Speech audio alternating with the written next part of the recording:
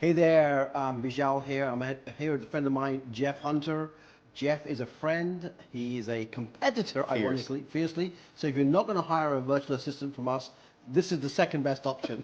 I love it. I love it.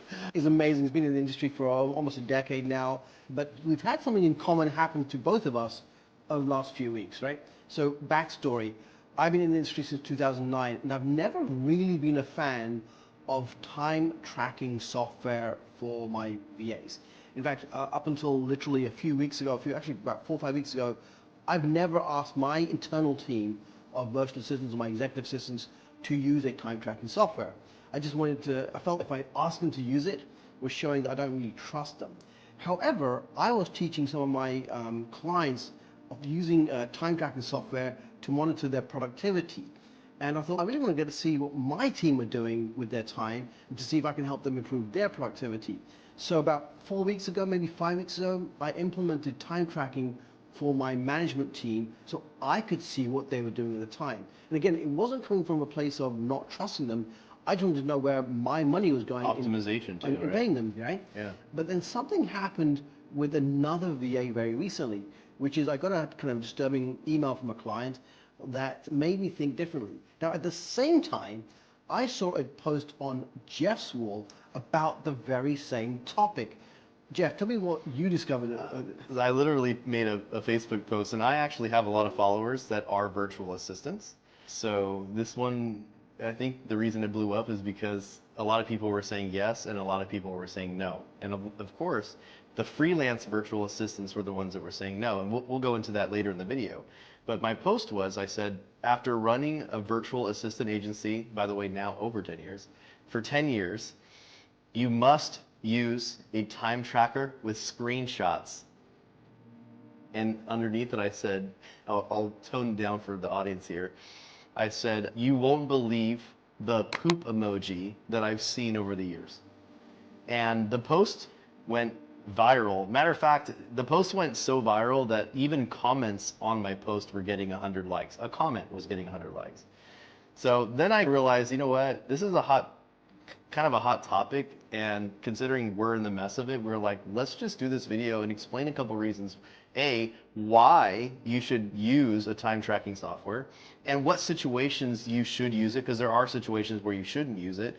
And then some juicy stories that we've learned that even made him change his perspective and say, you know what, I guess from now on I should probably use some time tracking. Literally because of our lunchtime conversation, we immediately have actually implemented a new protocol in the business. We haven't started it yet, but I literally sent a message to my team saying, hey, just had a really important discussion with Jeff, and we're going to be changing the way you actually operate. So let me tell you a little bit about my story, like what happened. So we had a client, they reached out to us and said, hey, I'm going to let one of your VAs go. Now, we've been doing this it's coming up to a 5-year anniversary with our business, and literally I can count on my hands the number of times we've had an upset client. I was like, wow, what happened?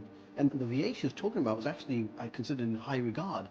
And what was happening was the VA basically had communicated to my client via, I think it was a Slack channel, offering her competing services. So she's my VA, my client, which is kind of offered, hey, if you're not going to hire from Epic, maybe you want to hire from my pool of VAs. So like, what?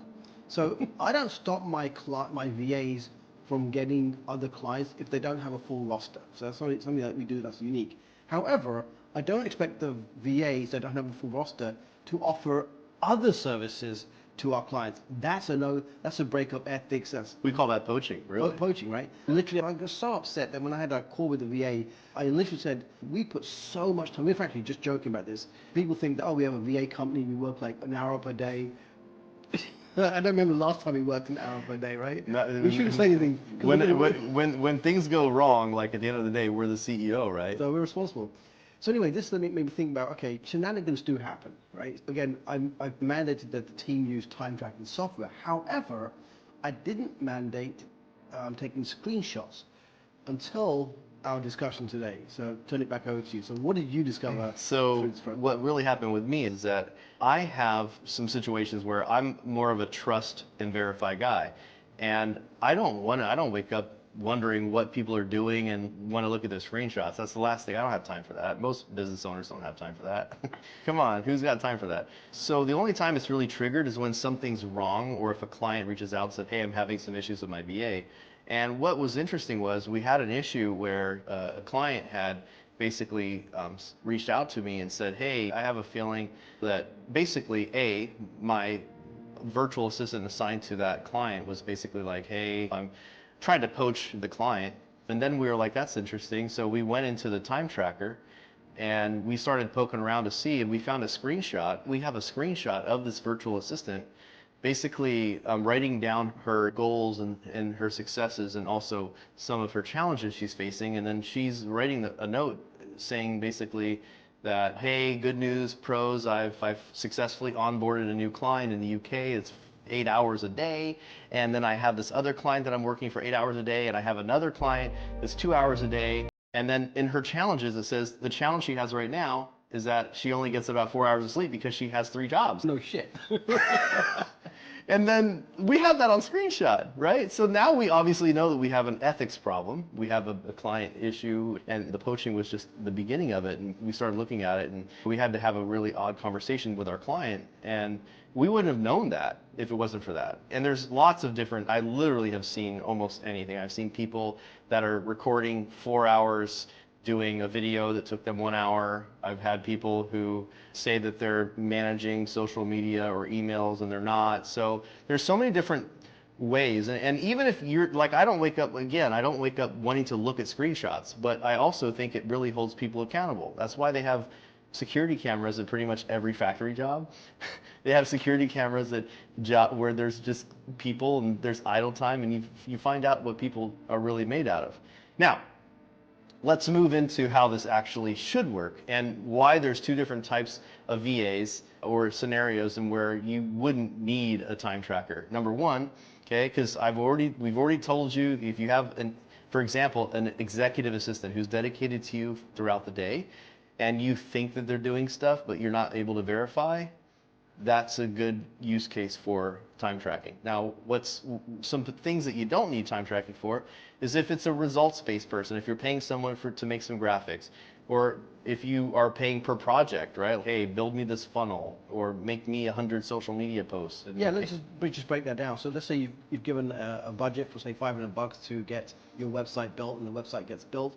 It doesn't even matter to you when and where that's done, as long as it's done within the time frame that you gave and within the budget, right? But it's when you have, what I call executive assistants or team members doing a variety of different tasks, and you're not really monitoring throughout the day to see that, how they're spending their time. That's when it starts to become critical. Now, again, going back to why I implemented it, I wanted to see what tasks were taking how long, because every task has a budget. And I want to see that, can we optimize that task using AI or other technology, right? So if my EA is spending 5 hours a day, say, replying to emails, and I was like, hang on a second, why is it taking 5 hours when it should maybe a 60-minute task? Then we can make modifications to how she does things. But I had no optics on that until she started to give me a kind of an end-day report with exactly a breakdown of minutes. It takes me just a few minutes to scan through and then give her feedback, right? But after Jeff's story and after Jeff's post, I was like, maybe I need to rethink this, actually capturing the screen recording, not for my team, because I want to make sure that we are policing what the VAs are doing for our clients. Because here's what I also know. The software will do what the software can do. It will record the data, it will record the times. But my guess is that most clients will be a little bit like us, where they don't have the time at the end of the day, at the end of the week, to police these amazing reports. So what we're doing is basically assigning a VA, literally her job is to see what is the job description, what is the VA meant to be doing, how many hours are they meant to be working, and then compare that to basically spot checks with the software. And again, I think that's something that I got from Jeff. Again, remember, we have competing agencies, but this is kind of collaboration, right? There's so many entrepreneurs out there that need help. So this is what I love about being in a mastermind together, that we get to share notes, pain stories sometimes, and then improve our services. Let me give you a warning though, all right? It's hard to put someone who's been a free-range chicken on a leash, right? It's hard to take a wild animal on a leash, okay? Because it really is a leash, and some of them, especially if they're freelance virtual assistants, they're gonna take offense, quite frankly. They're going to be like, oh, you don't trust me, you don't trust me. And the VA that I went and approached, I said, hey, we're going to take a look and see what you've got going on here. We noticed that you're doing this. And then they got very upset and said, oh, you're looking at everything. So wouldn't have been looking at your screenshots if there wasn't already a problem identified to us. Yeah. Right? And one of the things too, instead of just like the policing, I also want to just talk about optimization. Because one of the things that's really important too is finding out what your people are spending their time on. Like my executive assistant, Jackie, she works for me, not gonna lie, 10 hours a day or so, willfully. And quite frankly, because I'm pretty hard to manage, there's that. But she doesn't mind the extra money. But here's the thing. I want to know what she's spending her time on so that we can optimize it. For example, we did have a couple copywriters on our team. Now we only have one because of the story. I used to pay people to write copy. Back in the day, it might take 10, 15, 20, 30 minutes to write something good. Today with AI, it takes 10 seconds. Let's say a minute at tops. So you're talking like a 25x reduction in time from 1 minute and 25 minutes. But they were still billing me for the full time. And I just said, hey, look guys, look, the pro is you don't have to spend so much time writing it. The bad thing is that you're not going to bill so much time writing it. So I had to change the relationship, and some of them didn't like that change. Just through atrophy, some of the people left. But at the same time, one of my VAs who really excelled and embraced the AI is now doing the work of all of 5 of the copywriters that were on the team, and she's loving it. She's full all the time, and now the output's better too, right? Because instead of getting 5 or 6 posts a day, now I'm getting like 30, 40, 50 posts a day. And they're able to do things at record speed, all because I'm able to say, okay, here's how much time you're spending on this. We have verification of it. Now it only takes this. So think about all the different ways in your company that you could optimize by finding out what someone's wasting their time on. That's really good too. And it actually helps the VA too, because the VA might not like doing a bunch of stuff. So you'll find out what they're doing. So all I'm saying is take it in. Look at the information, because the information is king, right? The more knowledge you have, the more data you have, it just helps you make better decisions. Now, it's possible that when you attempt to introduce a time tracking software, you may get pushback. Absolutely. Now, you have to ask yourself why. Because if they're doing what they're meant to be doing, and the real intention is optimization, and they don't want to be monitored, that should raise a couple of red flags just in terms of their resistance to wanting to do it. Well, anytime you create change or introduce change, there's going to be some pushback. But as long as you frame it correctly in terms of, hey, part of the reason we're doing this is optimization, and we want to basically see how it can help you do your work better and faster, so it can be more valuable to the company. Hopefully, you'll get us over some of these hurdles. But again, for me, if I have a VA that's basically a flat out, I don't want to be monitored, I really have to question what's really the underlying reason for that push. And this is one of the reasons why us actually managing VAs for you guys is really important, because if you had a one-on-one relationship with a VA and you said, hey, I want you to start using this thing, it's a much different conversation than saying company-wide, we're now enforcing this, right? Because company-wide, or hey, all my VAs, I have, you have a lot of VAs, I have 150 VAs myself. So if I do something and I roll it out to everybody, everyone feels, okay, this is just the way it is. Exactly. But if you're going to somebody and saying, hey, I want you to start using the time tracker, it's a different conversation. Yeah. Leverage Beejel, obviously, to help you with that, and I highly recommend. It's a game changer. It really is. And having that level of accountability is really important, especially when someone's working for you on the other side of the world. Yeah. So we're going to modify some of our protocols. We're introducing a time tracker with screen capture, so we can do a better job of monitoring how effective our VAs are being for our clients, and maybe one of these days, maybe for you, if you choose to become one of my clients. Or if not us, then Jeff. Hope you guys learned something. Drop something down. Tell us, reply to this.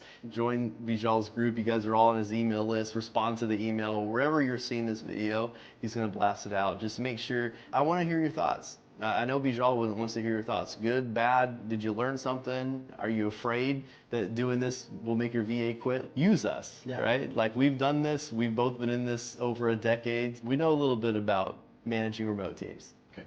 Thanks for watching. Bye for now.